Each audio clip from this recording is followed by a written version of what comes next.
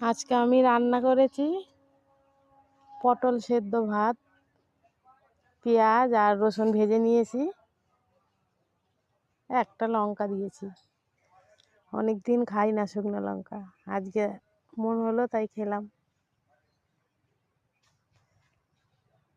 আর এই পটল সেদ্ধটা দিয়ে ভাত, গরম গরম ভাত খেতে খুব ভালো লাগছিল।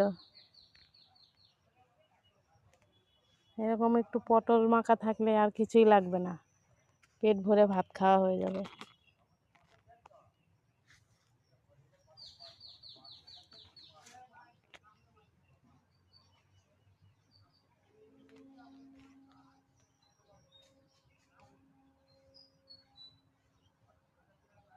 গরম গরম ভাত খেয়ে নিলাম, খুব ভালো লাগছিল।